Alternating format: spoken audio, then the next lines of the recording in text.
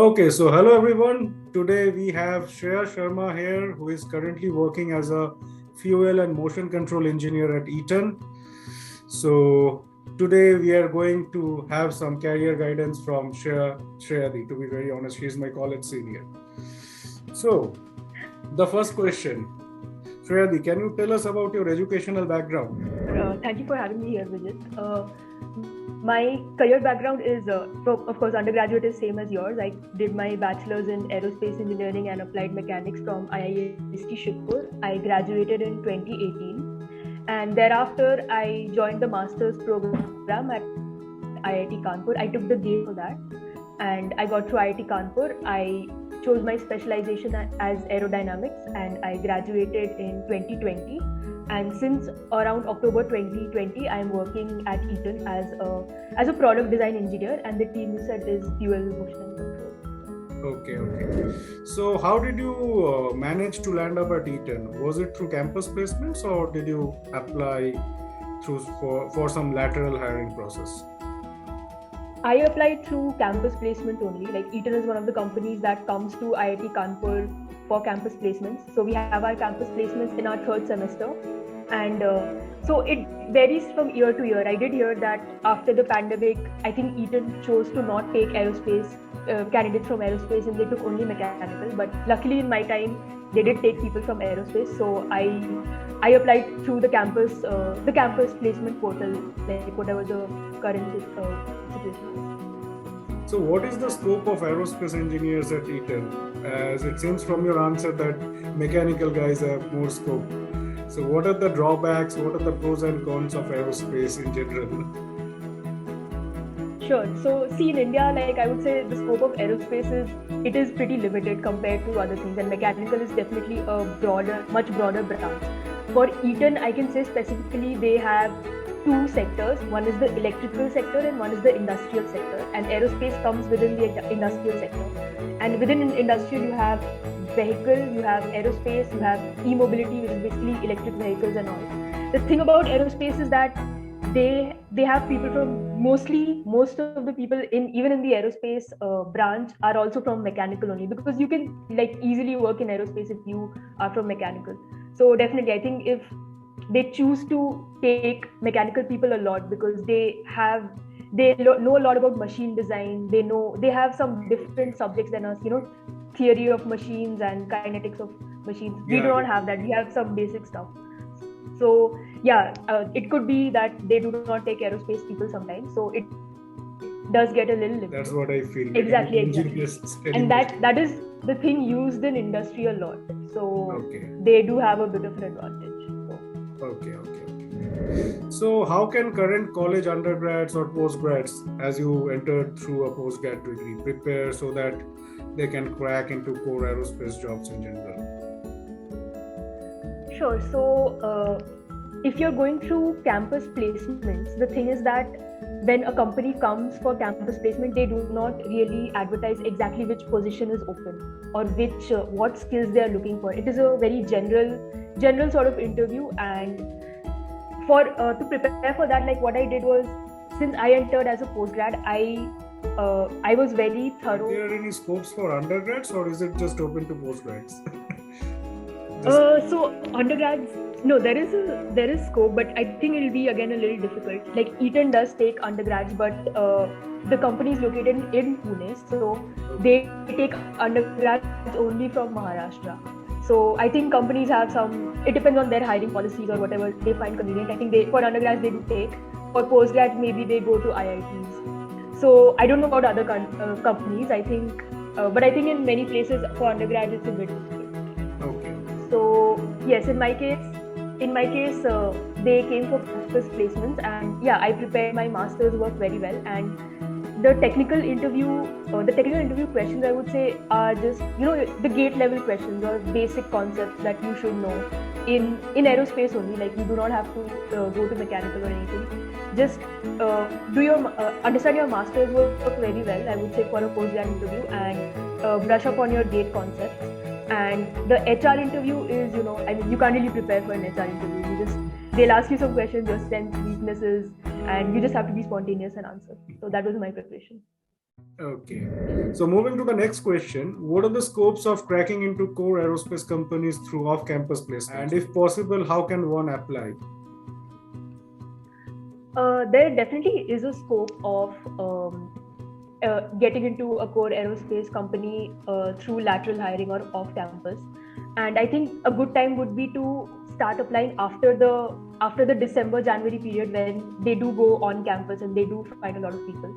So I think after that you can start. So there are two ways I can think of. One is, if you already know someone working there, they can add in a referral for you, and you just tell them what kind of skills you are looking, what kind of skills you have, and if they find something relevant for you, they can put in a referral. Otherwise, you can go on LinkedIn, and in LinkedIn, I think the job, they are very they give a very detailed background of what they're looking for, which is very different from the campus placement, where they just come and they try to match people based on something, and they don't take for a specific role. I think through LinkedIn you can actually apply to a role uh, and go for an interview knowing what kind of things they will ask, like if they are looking for a specific person. So there are cases, and I personally know of people who have switched, and I also know of people who have worked for some time, like 1 year or 6 months in non-core, and they have also managed to switch to a core aerospace company. So that is also possible. So is it applicable to only experienced professionals, or is it applicable to freshers as well? It is applicable to freshers as well. So, I mean, as and when a position comes up, or depends on how a company wants to expand, they do put out new positions. And if you're lucky, and if your experience and all matches, and if you have a good referral, I guess it is possible. Even if you don't have that. Okay, okay. What are the academic qualifications that they ask for in general for off-campus placements? Academic qualifications, see, the basic would be, depending on what you are entering as, either an undergraduate or a master's degree. And it is good to have some sort of MATLAB programming or any software, if you know. I think depending on what position you're applying for, that is just the basic. And everything else, I think, don't stress so much on knowing much. They do train you a lot. You have like many months of training, and they're well aware that you do not know exactly what happens in the industry, so they are very aware of that. Okay, okay. So that's a quite supportive environment after the Yes. selection. Moving to the next question. Tell us something about the career growth at Eaton and similar companies, assuming the case of engineers. Okay, so career growth for Eaton, I can say that, so suppose you enter as an undergraduate, you will be an associate engineer, and if you enter as a graduate, you will be an engineer. So above that, like associate engineer, then you can become a senior engineer. Then after that, depending on what you like, if you like managing people, or if you are you have a lot of people skills and you are interested, you can become an engineering manager. And then of course, an engineering manager is a manager of people, and then higher up is a manager of managers, and then whatever higher up, you go into a managerial position. And after senior engineer, if you are still very much into the technical field and you want to have some technical expertise, then you can become a lead engineer. So lead engineer is for a specific project, and you kind of own the whole project. You own the profits, everything, like planning the resources, like how much time is required, what you have to do. So you become a lead engineer, then you can become a specialist, senior specialist, and subject matter expert. So it's like that till senior engineer.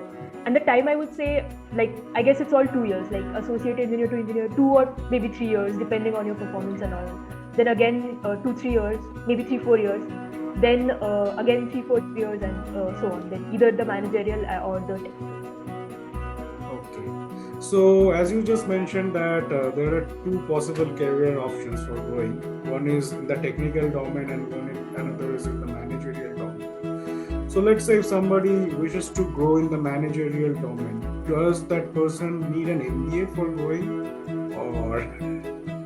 Okay, so yeah, MBA is not required, but when you come to the company or something, you have a lot of work integrated degrees, like the 1 year degrees where you also work, and on the weekends you are working towards your management degree. So I would say it's not a requirement, but I think it will help you in your growth if you take part in something like that. And maybe in Eaton, I know that they also sponsor it a lot of times. I know that even for associate engineers, this work integrated master's programs are sponsored. There are some sponsored PhD programs. Of course, there are some, you have to work on a specific project or something like that according to the requirements.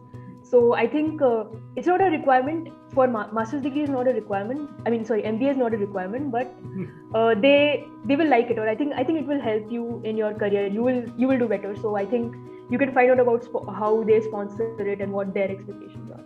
So it's not a necessity, but it's good to have an MBA in your palette. Yes, I think. Okay. Another, I'm just curious to know. So, is a tech degree mandatory to get into Core Aerospace Industries, or one can also get into this industries with a science degree like MSc or something similar?